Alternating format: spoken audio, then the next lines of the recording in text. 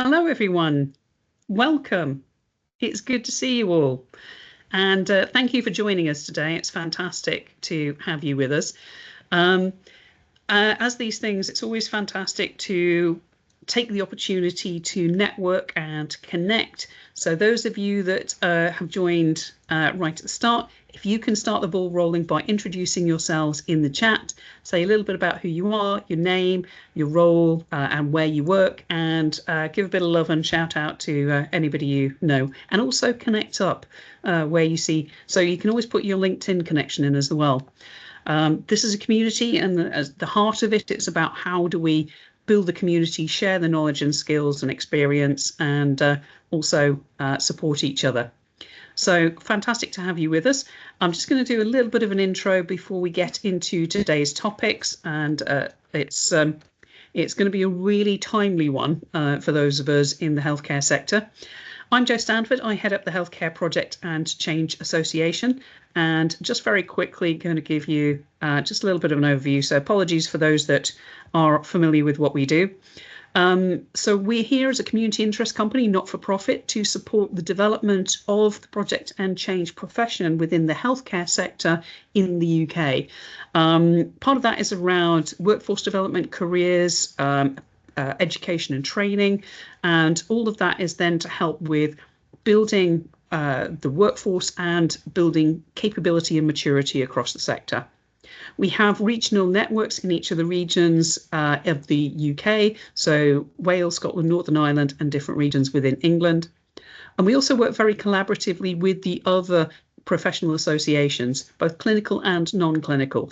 And this is about how we work collaboratively to deliver solutions, because no profession exists in isolation. We're all part of the machinery, and a lot of what we do intersects. So it's great to have people from other professions joining in and learning from us, and for us to share and learn with others. We've got some more events coming up, so do make a note of these. You can sign up today already for them. On the 11th of September, we have one of our fantastic storytelling community events with Bryn Hodgkiss. And this is about those of you that might be challenged by the changes that are going on at the moment and all of the reorganisations. So this is about how you can support yourself with telling your own story and supporting your next career development. Always useful to everybody, but if you're challenged by change, that's a good one to come along to. On the 25th of September, we have our third of our joint events with the Federation for Informatics Professionals, FedIP, and this is around change management for digital transformation. So do sign up to that one as well, because it's always fantastic insights from that. 30th of September, we have a great case study from a clinician working in change management who's delivering the joint non-surgical oncology service. So it's about bringing different teams together, different organisations together to work collaboratively, and it's some fantastic lessons to learn from that. We'll have some more coming up once we've got the dates and the registrations out there. Regional networks, depending on where you are in the country, we've got some regional networks coming up. 3rd of September is the east of England, 12th of September South East, 19th of September is London, and 23rd of September is the second event in Wales, which is fantastic. Do register and join those. You don't have to join the one that's your local region, but it's a great way to meet your peers and counterparts locally, because you never know when opportunities may come up that might be of interest to you. As part of what we do, we provide education and training, and we have some change management courses and benefits, project management, risk management, and also the role of the SRO as essentials training courses. So if you or your organisation are interested, get in touch and find out more. We also have some bespoke sessions as well. So becoming a change ninja, change management workshops, and also neuroscience for change. And that's become a really topical one because a lot of the changes going on have a real psychological impact, and understanding how to reduce the negative impact of change can be a critical thing for leaders. And again, we have organisational membership. We aren't centrally funded, so we're dependent on organisations supporting their workforce to develop and investing in their own organisational maturity, and training and development, and also bespoke workshops and contracts and consultancy. So If you have a need and you're interested in supporting your organisation or your team to develop, do get in touch and we'll have a chat about what we can do to support you. So let me just stop sharing and I will introduce today's fantastic speaker. So some of you may have come along to events before that Stuart Easton has delivered for us at through Transparent Choice. And if those of you go to the House of PMO conferences, you might have seen him there as well, doing some excellent in-person sessions.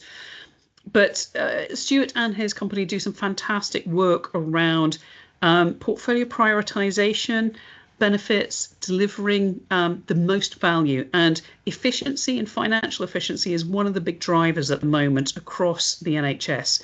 Everybody's being pushed to cut costs, to increase value. And one of my concerns is that if we do that without being mindful of maintaining patient safety and maintaining quality, we could end up with, you know, a few years down the road, some of these big inquiries where things go horribly wrong from a patient point of view. So one of the things that we're going to talk about today is, well, how do we make sure that we get the best value and we get the most efficiency without compromising our quality and safety? So Stuart, I'm going to hand it over to you, but for everybody, give your thoughts and comments in the chat. Do ask questions in the Q&A. I can't stay until the end, but we've got Lenora with us who is going to be asking questions at the end. So do get those ready to ask Stuart and also share your thoughts. So thank you for joining us again today, Stuart. It's fantastic to have you with us and very much appreciated. And over to you. Fabulous. Thanks, Joe. Just checking, can you see my screen? Quick thumbs up. That's excellent. Great. And I do appreciate it if you're able to turn your camera on. I love to see smiling faces. It makes it much easier to present as if I'm presenting to human beings instead of just talking to myself in a little room. Before we jump in, I just want to echo something that Joe said. Joe mentioned that HPCA is a membership organization. I love the work she does. You see the webinars, you see the content, you see the courses and the training. What you may not see is all the incredible work that Joe and the team do behind the scenes, lobbying for the profession within the NHS. So if you can join, if you can support the mission, please do so, because you will get that love back in spades with hopefully changes in attitude from the community across the NHS to change and project management. So let's jump in. Joe introduced it pretty well. Now, those of you who know me and have seen me, just give me a quick heart or a thumbs up or something in the reactions if you've come across me before. Great, we've got a few of those pumping away. Thank you very much. So if you've seen me before, you may know me as the Duck Man. I can't believe I've actually been landed with that name, but I do an awful lot. Yeah, I use ducks a lot, and you'll see why in a minute. I use ducks a lot as a metaphor. But Joe did sort of say to me, listen, Stuart, make sure that we remember, that we set the tone, that actually this is a really serious topic, right? So we're going to have some fun with ducks, but the ideas that we're going to talk around today are really serious. And more importantly, everything that I talk about, again, there are going to be lots of silly ducks and we're going to have some fun.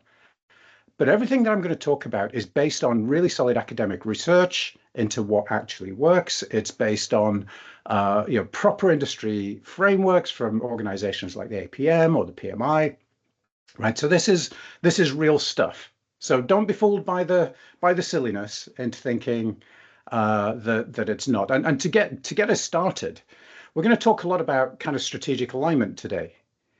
And so there was a really interesting piece of work, and I've put the reference there on the right-hand side if anybody wants to go hunt for it later.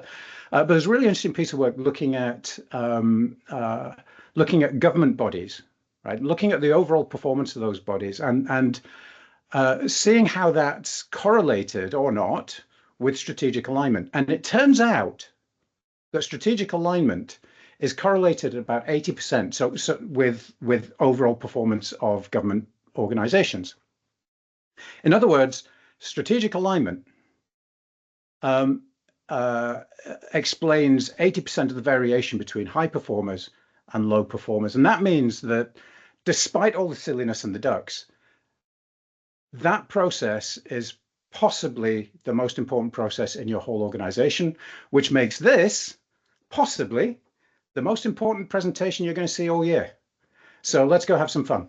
All right. So this guy is going to pop up, by the way, every time I get serious for a second and talk about the actual research. But let's go talk about ducks first of all. So wherever you go, it feels like, you look on, you open up a newspaper if you can find one these days, or you listen to Radio 4 or watch the news. And do you know what? The NHS is transforming. Everything's going to be amazing. We're throwing some money. We're going to recruit some people. We're going to make some changes. It's going to be brilliant.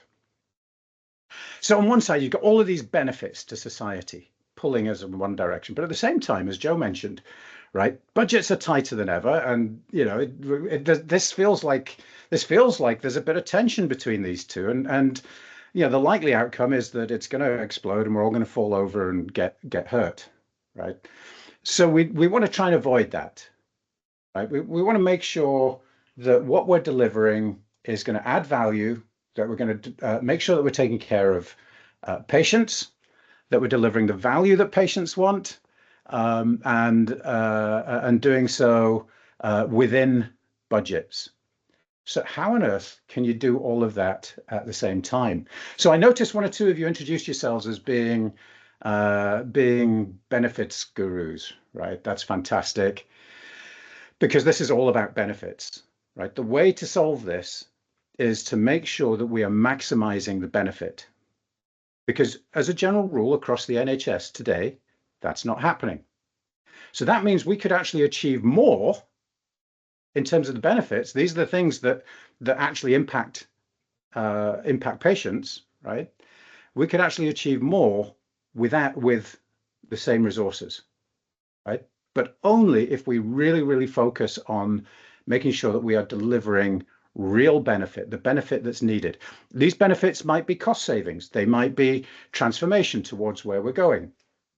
But we need to make sure that we're delivering those key benefits. So we're going to forget the ducks for a second, be a little serious. So there's lots of frameworks, lots of different people have written on this. So Steve Jenner wrote Managing Benefits. Steve's been on webinars with Joe, I know. Steve and Craig were originally commissioned by the Cabinet Office, I think it was, to come up with management of benefits as a concept, as something that the government could engage, turned into a book and a certification and all that kind of good stuff. Really well thought through, great stuff. I know Steve well. He's a friend. I was chatting to him the other day, actually. Similarly, the NHS has its own benefits management resources that you can go and look at. And APM has, and the PMI has, and everybody has a framework. But the key insight is that every one of those frameworks basically says this, right? When you're thinking about benefits, what a lot of people think about is the circle at the end, right? Where you measure, did we get the benefit or not? But that's a little bit like, driving along the road blindfolded. And then when you get out of the car asking, did I crash or not? Right? That doesn't help you. You can't uncrash the car if you've crashed. Right. So what benefit management really is about is it's about asking the question first, what's the value that we want? What are we actually trying to get to? Then it's about generating the ideas, the right projects, assembling a plan. So that's selecting the projects that actually deliver on a plan that's resourced. We know we can deliver it. Then you execute the plan. That's the bit where we're actually executing projects. Right. And a lot of people think, again, that that's where benefit management lives. It's not. Benefit management is this whole journey. But so that's the bit where you're actually executing projects, and then you realize the benefits, embed them in the business. You only get points, by the way, when those benefits are actually embedded in the business. That's when the benefits happen. Okay. So benefits management isn't just the bit at the end, it's this whole journey. And it doesn't matter which of these frameworks or which way into benefits management you come, you'll end up with something that looks a bit like that. Okay. And here's an interesting point, right? That most of the real value in benefits management happens up front. It's in this bit. This is where that strategic alignment happens, right? So we said that 80% of the performance of an organization is correlated with this strategic alignment. This is where strategic alignment happens. This is where we figure out whether or not we have enough resources or not. Okay. But this is where most people focus when they're thinking about benefits. All right. So I'm going to address the balance today, and I'm going to spend my time up here. Now, in September, we will be running, so the HPCA and Transparent Choice will be running a workshop where we're going to dig a lot deeper into benefits management overall. It's about 2.5 hours. If you want to come join us, come join us. I'll show the QR code again at the end. September seems a long time away, but there are only 20 seats for this. So if you're interested, jump on in there and try and book yourself a place. All right, let's dive on and start looking at those first 3 circles. There's, how do we do that first piece of benefits management? So anyone ever felt like this, right? That budgets just keep getting squeezed and you're being asked to do more and more and more, right? And that the execs at the same time are shouting and stomping around saying, oh, we're going to change everything. Everything's going to change. We got to be, we got to totally transform the NHS, but no, we don't have any more money or people or anything else. Do you ever felt like that? Give me a quick thumbs up if you've ever felt that way. Excellent. Yeah, we got some thumbs going up there. But usually when senior executives or whisper it politicians stand up and say, this is where we're going, they're great on vision and making promises, but there's usually not a lot of detail on how to get there. And that's pretty much a guarantee that they're not going to get there. So our goal here is to figure out how we fix that. And so they want transformation, right? We want transformation.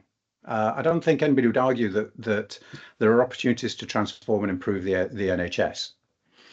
And projects are how you get transformation done. Okay, so if you've got an idea to save some money, well, it's a project to make that happen. If you want to move a service from being centrally done in a hospital to being done out in the community, guess what?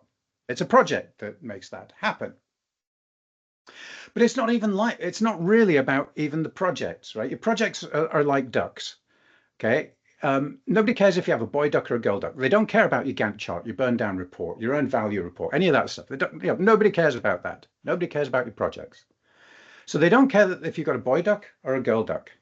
They just want eggs, right? They want the benefits. They want the value at the end of the journey. So this is one of the really, really key messages, is that, a lot of people in PMO land, in project land, think that they're in project delivery, and you are absolutely not in project delivery, right? It's all about executing the strategy to deliver value, to deliver the eggs, okay? And that's a really important starting point. If we're going to do more with less, we need to start with ourselves and change our own mindset to be about doing more about eggs and not about ducks.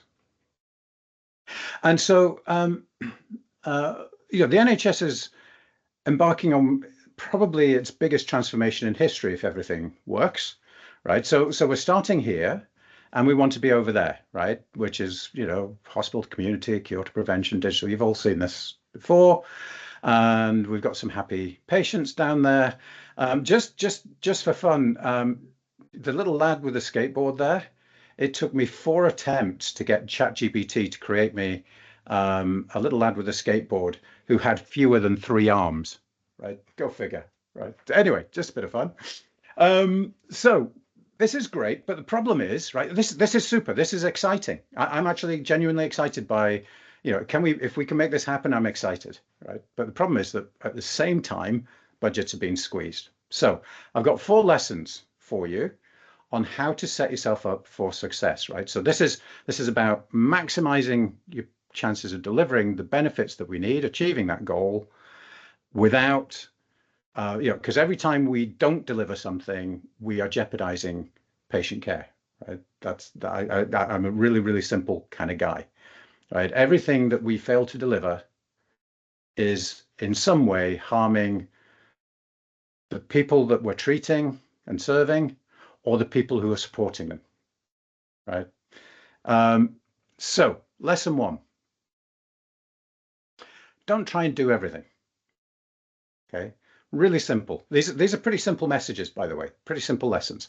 Lesson one, don't try and do everything.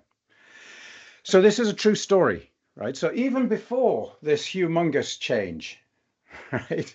So I spoke to this PMO about a little over a year ago, and she was telling me how the leadership team in her trust had, they'd received their goals from government, and then they had lots of lovely closed door meetings, and they came out and said, great, we've identified 120 projects that we have to do. Well, that's interesting, said the PMO, but we don't have anywhere near enough resources to do that. To which the executives replied, and I want thumbs or a little clap or something if you felt this before, if you've heard this. They replied, just find a way, right? I don't care how much resource you've got, just find a way, get it done. Okay, so this little segment I'm going to record so that you can actually show this to your executive team at some point. I'll record this. Because what I want to do is I want to bring it into really simple terms, really physical terms, so that everyone can understand how completely absurd that statement is. Just do it. So here we go. Little builder duck here and has been charged by his wife and children, and no gender stereotypes are implied here. Apologies, you have to tell the story somehow, so this is how I'm telling it. But little builder duck, right, had a chat with his wife, and she says, look, we've got to have a house for the kids. Okay, so he's ordered himself 15,000 bricks so that he can build the dream house, a garage to put the car in, and even a little dog house for Fido, right? That'll be cool. This is the dream. But then the truck turns up and there's only 10,000 bricks. And do you know what? The brick factory burnt down, all the clay beds dried up, there's no way to get any more bricks. And so they had a little family meeting and they said, well, we'll just find a way. So a little builder duck here, he goes out and he starts building. He starts his projects. So he builds part of a house. He builds part of a garage. He builds part of a doghouse. Can't use any of them, right? There's no value from any of those because he doesn't have enough bricks to finish them. So you end up with really sad stakeholders. Right? I mean, this is pretty obvious, right? If you don't have enough bricks, you can't build a house. If you don't have enough resources to deliver your projects, you can't deliver projects. So let's wind back time to that discussion, right? The family meeting. And instead of saying, let's just build it, let's have a different discussion. Let's talk about prioritizing what's most important. And do you know what? What's most important here is that we have a house to live in. Right? It's pretty obvious in this case. It's a house to live in. So he goes out and he builds the house, and hurrah, he's even got a few bricks left over to build a dog house as well. Doesn't get the garage, but he did get a house, a great house, and he got a dog house as well. Family's happy, life is good, we can move forward, right? So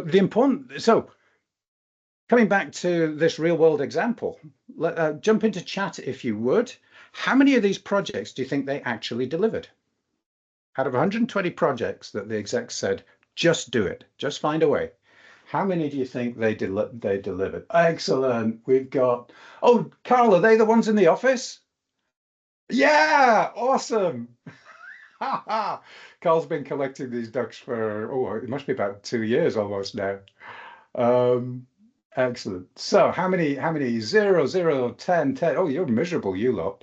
0, 3. Oh my word. Okay, so they delivered almost 20, right? Just below 20 projects. So fewer than 20 successful projects. So think about that. So is anybody on the call who's in finance? I think I saw 1 or 2 finance people sneaking in there. You're very welcome, by the way. So if there's anybody on the call, just drop me a quick hi in the chat. So if there's anyone here from finance, right? Those projects that delivered no value, hey Paul, you're very welcome. Then the return on investment on those projects was precisely zero. Right? You don't get any points for building half a garage.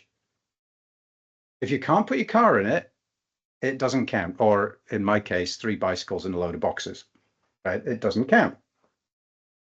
So so we've spent all the money, we've spent all the bricks, but we've got no value from it, or very little value from it.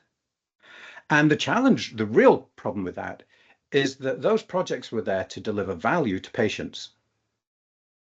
So the fact that we didn't deliver the value isn't about the PMO scorecard. It's about patient care being compromised. Okay. So we need to figure out how to maximize this. So here's the big message for you're all project and PMO people, so you all get this, right? This is the big message really for your executive team, I guess, and maybe for the finance team, Paul. So maybe you can pick this one up and spread the word for us, right? So this is what they wanted. That's what they got.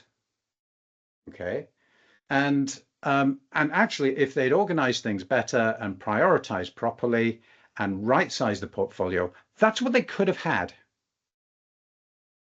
Okay, so who would rather have the egg on the left, right? Give me a left or a right in the chat. The egg on, or the center egg, I should say, or the one on the right. And if anybody says anything other than this, the center egg, then you're really not paying attention, I'm afraid. Awesome. Yeah, I mean, it's kind of obvious, right? So I'm going to show you how to prioritize later. But really just the first message is, right, don't try and do everything. Lesson 2. When we're trying to maximize value, it's really tempting, and you know, and Paul, I'm not trying to pick on finance people here, but finance people are kind of trained in this ROI thing, right? We might even go as far as doing net present value calculations rather than ROI, but basically, you know, we think of the return on investment from a project in financial terms. But this isn't, even in a business, that's not correct. But in the NHS, that's absolutely not correct. So financial ROI is not enough. We need to use something called AHP. So we know that budgets are being squeezed. But at the same time as budgets being squeezed, there's some research from the PMI, Project Management Institute, where they looked at portfolios around the world and discovered that in a typical portfolio, 20% of projects are waste, right? They're so badly aligned with the goals of the organization that they should be stopped. That's a brilliant definition of waste. So let's come back to this little picture and see what this means. So this is where we are today. This is where we want to go. Fantastic. And we've got 20 projects in our little experiment. We've got 20 projects to get us there. So each matchstick obviously represents a project. So let's do the first project. Now, the length of the matchstick represents the financial return on investment of that project. And you'll notice all the matchsticks are the same length. So again, for the purpose of this little demonstration, every project has the same financial return on investment. Let's do the second project and the third project. Now you'll see not all of the projects are pointing towards our goals, right? So they have a positive financial return on investment, but they're not necessarily taking us towards our goals. So we do all our projects and we end up here. Okay, we've made some progress, but we've not achieved the goal. Right? So that means that we are not delivering the service and the support and the care that that our patients need and deserve. CEO's not going to get the bonus. Everyone's going to be unhappy. Okay, but now you remember this statistic: 20% of projects, that's 4 projects out of our 20, are so badly aligned with the goals of the organization they should be stopped. That's these 4 projects quite specifically are pointing away from our goals. So let's take them out. And then just rearrange the matchsticks. And oh my goodness, look what's happened. We've suddenly got to our goal. But here's the big thing, right? To get from here to here, did we ask for more resources? No. Did we ask for more money? No, actually, we spent less money, right? All we did was we took out poorly aligned projects. Now, this is an idea that's so profound, right? And most people miss it. You hear strategic alignment, you hear statistics like 20% waste, you think, oh gosh, 20% waste, that's dreadful, right? But it's a lot of, some of those projects are actively destroying value. They may have a positive financial ROI, but if they're not delivering value for the organization, they should be stopped. You remember the statistic from earlier, the 80% number, the 80% correlation between overall performance? Now we're starting to understand why strategic alignment has such a big impact and why this step of getting alignment is so crucial to benefits management. Right? If you don't know what you're trying to achieve, you can't pick the projects to actually deliver the benefits that you want. It's that simple. And in the NHS, like almost nowhere else, it's usually not about financial return on investment. Money is a constraint. Okay, money is a constraint, and I'll show you how to take account of money later on. Okay, so interestingly enough, we're talking about return on investment. So the HFMA, so it's the equivalent to HPCA, but for finance professionals within the NHS, recently published this little guide to ROI, where basically they say return on investment is not the traditional return on investment, which is money divided by money, right? So it's extra revenue divided by cost, or it's savings divided by cost, or something, right? It's in the NHS, that is not return on investment. Return on investment is egg divided by money, right? It's the business value or the care value divided by money. All right, so this is all about prioritization and identifying the most important projects. So I'm going to get onto the chat, so get your fingers ready. So project prioritization is how we're going to define this value. And prioritization is child's play, right? A 5-year-old could do it. So here's a bunch of chocolate eggs. You say to a 5-year-old, which eggs do you want? Right? You get to pick 2 eggs. Which eggs do you choose? So jump into chat. Which eggs are they going to choose? A 5-year-old. Which eggs are they going to choose? You get to pick 2 eggs.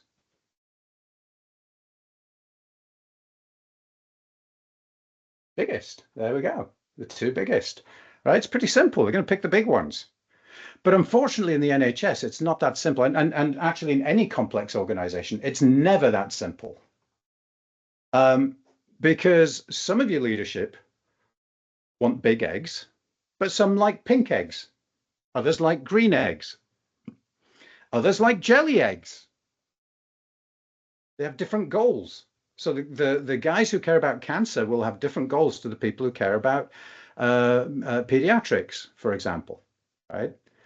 And so they're trying to figure out, so they have different definitions of value. How do we fix this? Now, I could do a whole hour just on the next 3 slides, right? So this is going to be difficult for me to get through it.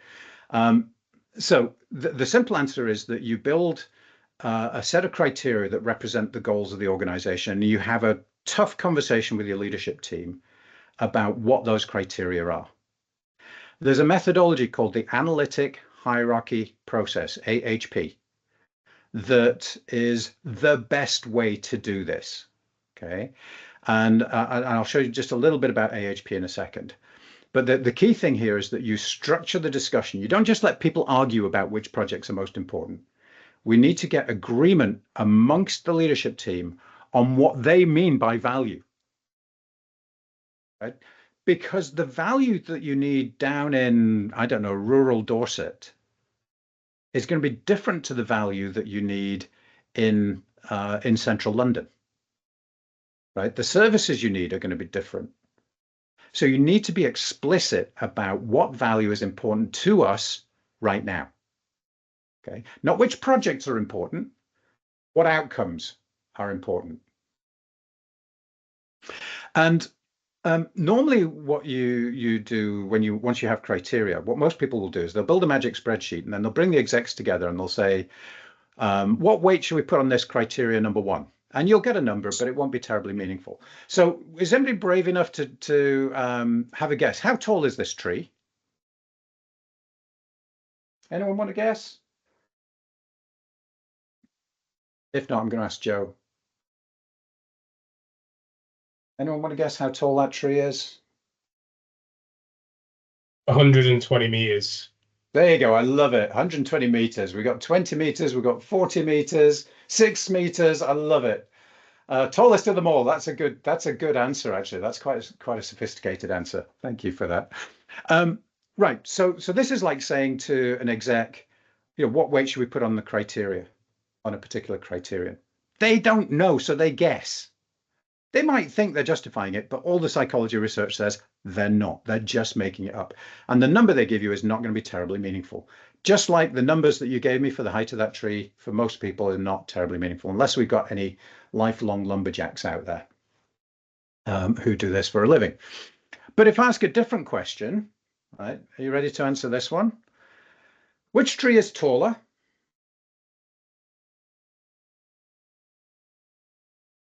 And everybody's going to get this one right. Okay. It's hard to know because one's further away. Well, that's an interesting question, isn't it? But I think we can probably figure it out if we look at the picture for long enough, right? But the key thing is here, we're using a different mechanism in the brain to make this judgment, right? We're using this sort of idea of pairwise comparison and comparative judgments. And when you're judging things that are subjective, and the importance of different criteria or different business goals is inherently subjective. Okay. So when you're making subjective judgments, it's far, far better, far, far more meaningful to use this pairwise comparison mechanism than to say what's the weighting on these criteria. And this is a core part of what AHP does. But you do it in an environment where you have a whole, your whole leadership team around the table. They all vote independently, and then you compare votes, and they have a really good discussion about, gee, yes, is cure or prevention more important for us now, right? Because it depends on where you are in the organization. Your answer to that question. It depends which part of the portfolio you're looking at. Your answer to that question will change. So AHP is a way of structuring the conversation so your leadership team can get on the same page of what the definition of value is. You cannot do good benefits management without having a clear definition of what value you're trying to achieve. Then you go on and you score your projects against your weighted criteria. And so then you can see, you can put them in order. Each project gets a score between 0 and 100, which represents the contribution of that project to our goals. All right. So it's quantified, it's clear, it's unambiguous, and we can see small eggs, big eggs, and obviously we pick the big eggs. Now we can pick the big eggs because we figured out, do we want green, pink, jelly, or chocolate eggs? All right. Again, I promise this is based on decision science. Here's just one paper looking at this. They looked at over 100 different methodologies for prioritizing projects in complex organizations, and AHP was the winner. Okay, so this isn't stuff I'm just making up. This is, proper decision science. As I said, I could talk for an hour just on the criteria piece of AHP. We don't have time to do that today, so we pulled together some resources that you can download. There are videos, ebooks. There are ebooks on how to come up with criteria. So there's all kinds of resources.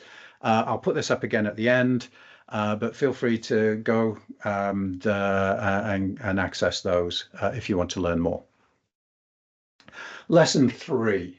How are we doing? Oh, we're not doing too badly on time. Okay, lesson 3. Use data, and it's not about rank and politics, right? It's about data to make decisions.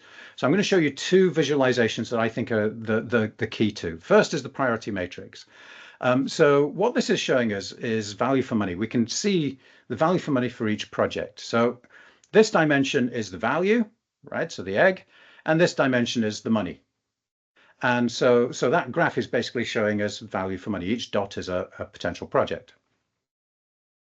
Obviously, we like projects up here. The stars live in the top left.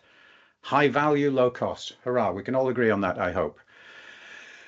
The pet cemetery and the zombies, all those pet projects and the zombie projects live down in this zone. We don't want to do those. Rolls Royces, this is the interesting one. High value, high value, but high cost.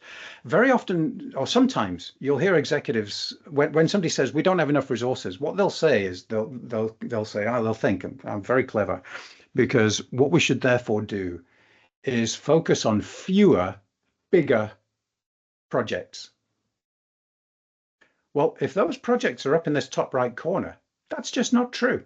That's not the best use of your resources. Because those projects may be high value, but they're also consuming a lot of your resource. And you would be far better using, instead of doing one Rolls-Royce project, doing 3 or 4 smaller projects that together add more value and perhaps consume less resource. So beware of Rolls-Royces. If someone wants to do a Rolls-Royce, if you can safely do so, challenge the heck out of them, right? And make sure that it is in fact good value for money. Projects down here, they're sort of lower value projects, but they're quite small. That means that once you've picked some of your big projects, you can use these guys just to, just to consume up, just to fill up the rest of your resources, to add little bits of value here and there, right? Fill up around the edge. So you've probably all seen the thing with a guy with a beer glass and he puts big stones in it, right? And those are your big projects. And then he pours in some sand, right? And he says, all right, and these are the little things that you can do around your big projects. Okay, it's kind of like that. And then of course he pours in some beer, which fills the space around the sand. He says there's always space for a beer. I don't drink, so there's always a space for a cold water, but that's fine. Whatever your tipple is. So these are great little projects just to fill up spaces and add some extra value with any odds and ends of resource that you've got left over, right? So everybody loves a 2x2, right? Quadrant chart, but actually this isn't quite how you should use this. Okay, so this is great just to conceptually get your head around it. In reality, you want to be starting in the top left and selecting projects going out in these sort of quadrants until you run out of resources. And I've drawn it like this because nobody ever gets to the gray area, right? Everybody runs out of resources in the first, the first couple of go rounds, right? So nobody ever gets beyond the gray area. Okay, second visualization I will share with you is something called the efficient frontier.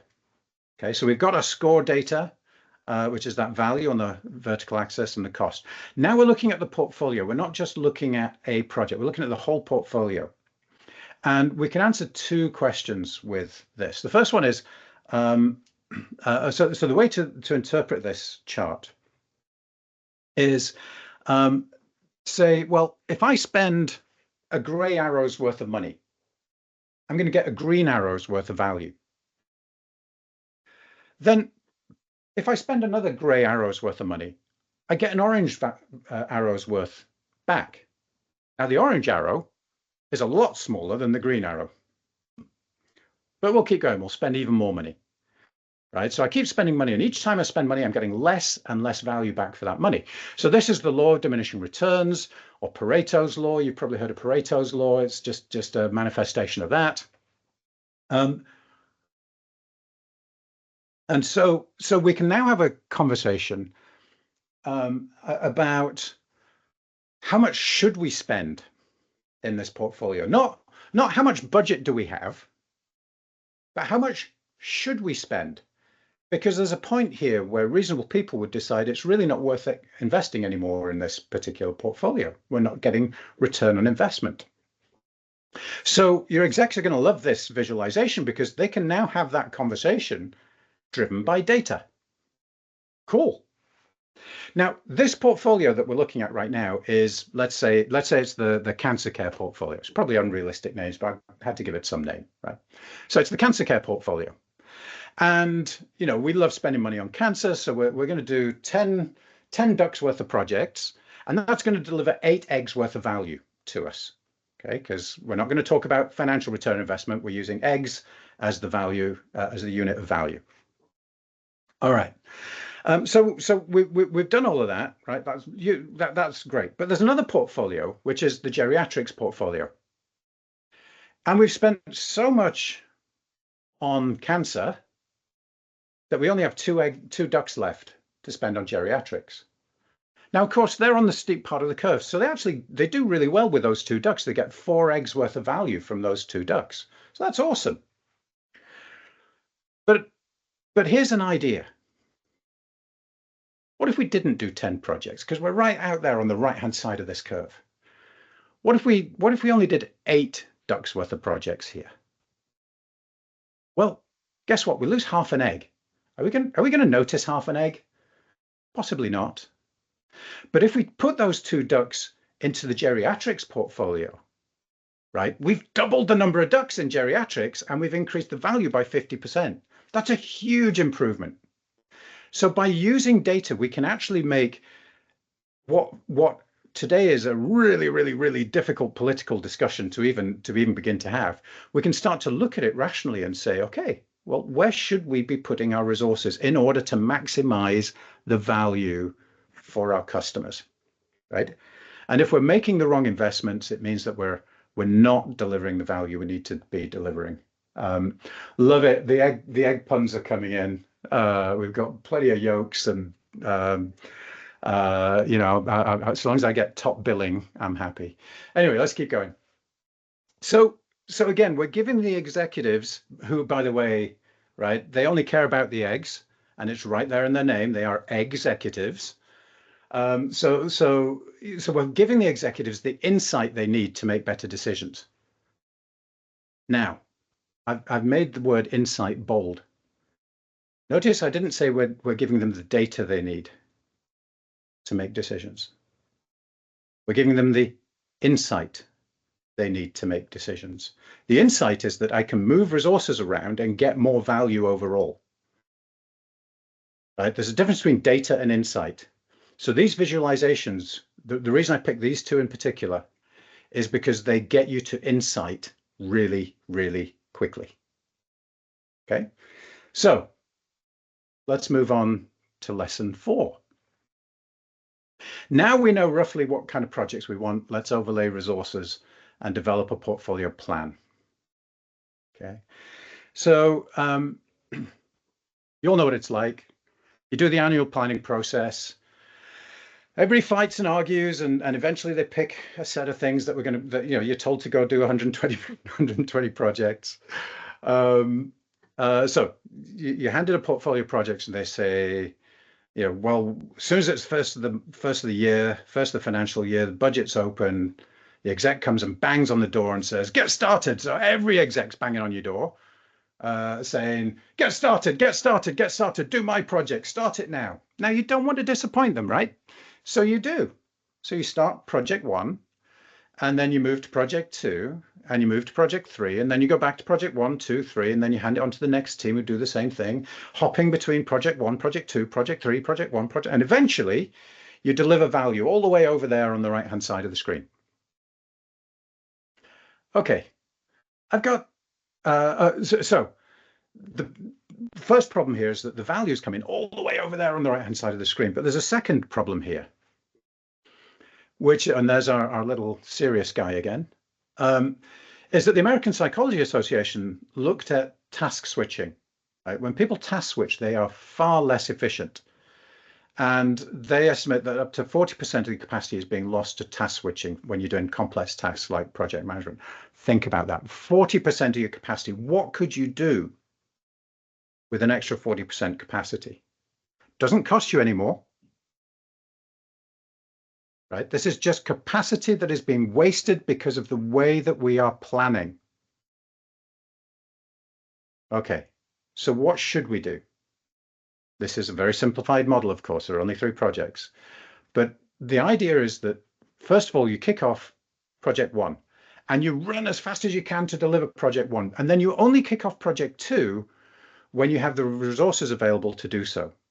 And then you deliver that as fast as you can. Then you only kick off project 3 when you've got the resources to do so. So our resources are now focused on delivering 1 thing at a time, not 13 things for 13 different projects, right? Just ask yourself, if you've got 13 things to do, how many of them do you actually complete? Not a lot, because you're time slicing, right? So two wonderful things happen here. First of all, our projects are, even though we're starting some of the projects later, we're finishing them all earlier. That means we're delivering benefits to the clinicians and to patients earlier. That's a very good thing. But also now we are focused on single tasks. We're not task switching, which means we get that 40% back, which means we can do more projects for free, right? We don't need more people to do that. So this is a really, really powerful technique. There are other techniques as well, which are in the information pack. Things that there's one we call top of the hill, for example, which is really cool. Now, historically, this has been quite difficult to do well. In a spreadsheet, it's really difficult. Some PPM tools have sort of manual drag and drop capabilities to help you try and do this. These days, companies like Transparent Choice, my company, and there are others, have built AI that will do this for you in seconds. So there's no excuse not to do this anymore, right? None, no excuse. So if you're not doing this, you are wasting resources and undermining the amount of value that you can deliver to the organization. Now, I know executives need convincing. So if you need help with that, we do something called a case for change, which is a little workshop with you where we help you set out the reasons and the value for the executives and get their buy-in to change the way you work. It's not about our software, by the way. It's about getting them to buy into a change in how we work in order to deliver more value. All right. And again, this whole section is based, it's not stuff I've made up. It's based on the theory of constraints, critical chain, and a few other things. The Goal by Eli Goldblatt, that's sold over 3 million copies. But if you want to get into this stuff and you want a quick intro, I recommend the book on the right. I know Mike, the author, Mike Hannon, is a good friend of mine. He taught me a lot of this stuff, actually. So that book on the right-hand side, I recommend. It's nice and thin. I happen to have a copy here. It's very thin, so it's quite a quick read, but it'll really help you change the way that you think and open your eyes to what's possible. Fantastic. And again, coming back to the research, I did a quick Google search yesterday and found papers that talk about when you work this way, projects get delivered 30% faster, 50% improvement on on-time delivery, and all that kind of good stuff. Okay. So after all of that, it feels like it must surely be time to take action. So I've got a few things for you. The first one is resources. So these are the resources, and I'll put a splash screen at the end. These are the resources that you can download. So just grab that QR code and go download the resources on all of the techniques we've talked about and a few others as well. Then we've got the workshop in September, where we're going to talk about managing benefits in more detail, looking at the whole chain, not just the first part of the chain. And the QR code is here. Spaces are limited. I think it's 15 or 20 spaces that we've got. So do go grab a space if you're interested in that. With that, I shall stop and see if there are any questions or comments. I've only been keeping half an eye on the chat, so I haven't had a chance to read everything. Yep, the resources QR code. Actually, they're both on that screen, I think. Yes, the resources are on the bottom and the workshop's on the top. There we go. So with that, I shall stop and see if there are any questions or comments from the audience.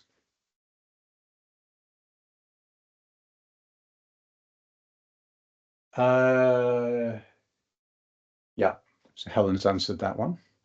Carl, go for it. Hi, so I'm going to go straight to the last point about stopping switching. So I'm imagining that. I totally concur with the principle and spirit of that. I know that personally. I know that from a project point of view, and so that's I'm sold on that. And I'm just imagining that in practice in the kind of environment that I find myself at this point, where you've got multiple teams doing multiple pieces of work from different sources. So if I had all my team, if the project teams were all in one place, self-sufficient, if you like, that image that you showed flows very nicely. but some of those teams are running BAU processes, and I'm only borrowing them for a little while. So they're inevitably going to switch from BAU, a bit of work on my stuff, then go off to BAU, then go off to somebody else's project. So they are inevitably, the resource pools that are being applied to the projects are inevitably going to be task switching. So great point. I'm in that tension between the environment by definition being task switching, but there must be a better way to reduce that task switching in the context of project delivery. And Yeah. I haven't, so I'm not presenting a specific question. I'm presenting an observation, and kind of a inner angst around the dilemma of that. Well, so it's invite great... you to come in. So let me respond to that. So there's a couple of different levels to think about that. One level is just mechanically, how would you do it? And that's why historically it would have been impossible, because you have different portfolios, different work streams, all supported by different pools of resources, some of which are shared, some of which are dedicated, and it's a total mess. With tools like Transparent Choice, there's another one called Engine that does this. You can actually kind of cross multiple portfolios and the different teams across those portfolios, and it will optimize across those multiple portfolios. So it'll help plan at the resource team level. It'll help plan right across the organization. Now, obviously, to do that, you need some level of commitment from the organization to do that, right? That we want to get better. So that brings us back to that case for change that I talked about. Getting the leadership team to kind of say, yes, if we could just work together and coordinate and plan properly, we could get a lot more value everywhere. So there's a bit of work to be done getting the organization to buy in. But once you do that, the technology now is there that will let you do it, let you do what you need to do.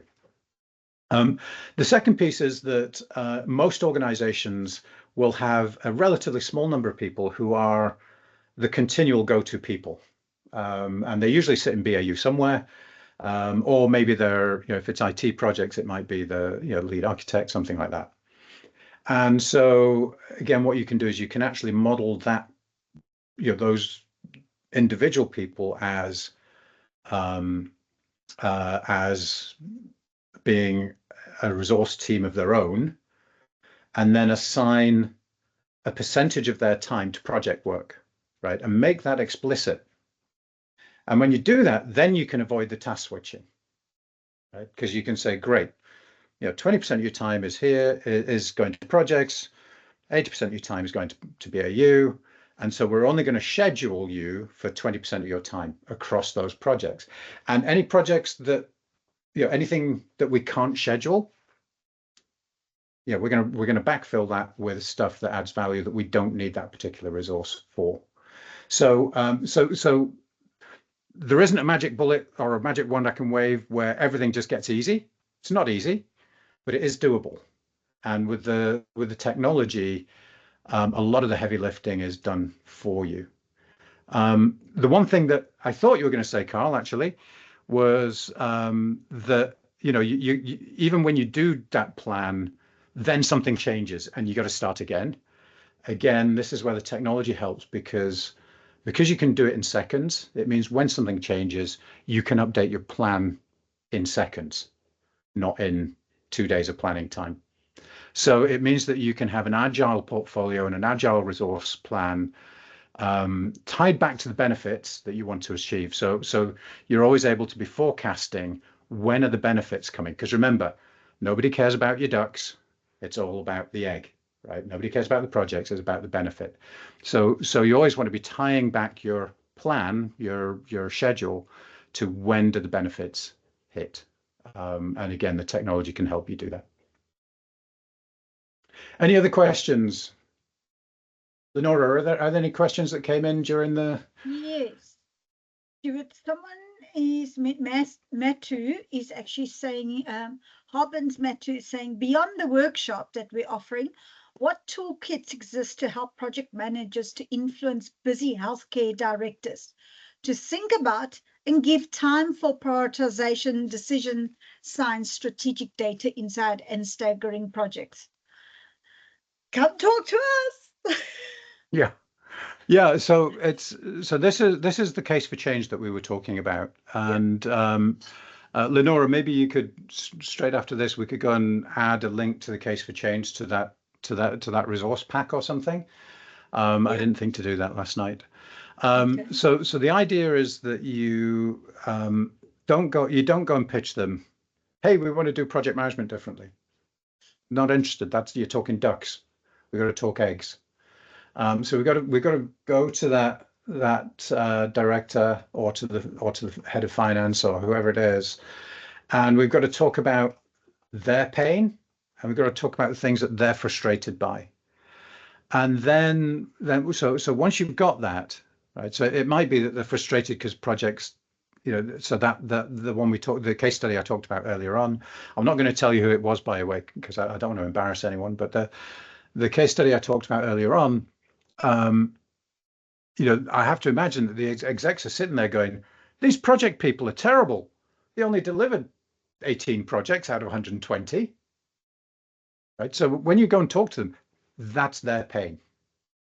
So the way that you build your case for change is you go and you have a conversation, you say, what's driving you nuts? And then you do the root cause analysis and you show them that the root cause of that is that this stuff's all broken. It almost always comes back to this stuff, by the way. So this stuff is all broken, this sort of governance-y kind of decision-making-y stuff. And then you can say, great, if we could fix these few things, then it will solve this problem of yours, and it'll solve this problem of yours, and it'll solve this problem of yours, and it'll solve this problem of yours. So you're having the conversation that's not about you, it's not about projects, not about project management, it's about their problems, the root causes of their problems, and what you can do to fix it. And when you do that, and you basically what you're saying to them is, we'll give you visibility, control, and then good execution, right? That's what we're going to do. Those, very roughly, those are almost always the problems that executives perceive. So you say, we're going to give you those three things and life will get better. And usually they say, yes, please, I'd like some of that. They don't always fully understand it. They don't always, sometimes it's a little bit like, I was talking to one of my guys yesterday and he said, sometimes, Stuart, it's like signing up for, when an exec says something like that, it's like signing up for a gym in January. By March, you kind of lost steam, right? So you've got to keep reminding them. You've got to keep delivering improvements in rapid sprints, 90-day sprints or something, and then make sure that you're marketing your success back to the exec team so that they keep going to the gym, right? So that they keep supporting the work and seeing the benefits that they're getting. Again, not in project terms, right? So it's not, oh, we managed to put in place this new template process, right? They're not interested in that. But going to them saying, hey, we managed to accelerate project delivery by 10% or something, right? The stuff that they care about. Excellent. Next, Lenora, any more? So one last one up here from Joanne, asking if our approach is similar to the STAR approach, social technical allocation of resources. Wow, I've never come across the STAR approach, so I can't answer that question, I'm afraid. believe it or not. So AHP STAR, what you just said there. So just say it again. STAR Lenora? approach, social technical allocation of resources. Got it. So that sounds like a framework where they're kind of telling you roughly what some of the criteria should be. And those for healthcare, those sound roughly, I mean, that's so high level, though that framework, that I'm not sure how super useful it is, but it sounds sensible enough. That's different to the process for actually doing the work, right? So what STAR sounds like is that might give you some categories of criteria that you might use to prioritize projects. But you still need that process. The important thing that AHP does that really other techniques doesn't deliver is it delivers a really good quality conversation between the leadership team so that they can converge on a definition of value. It's about buy-in and it's about that conversation and understanding.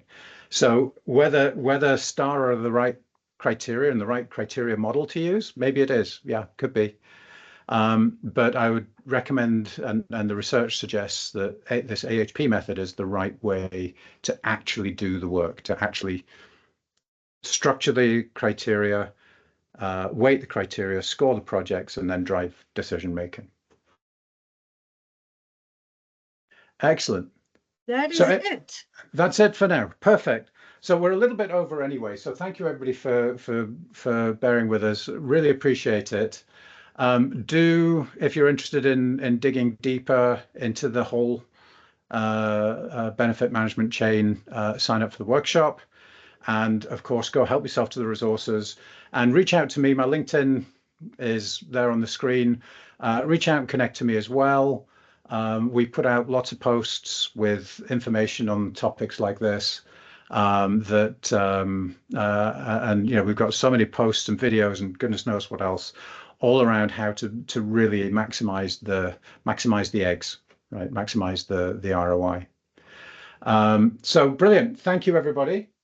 And as I say, do reach out and contact me if you have any questions.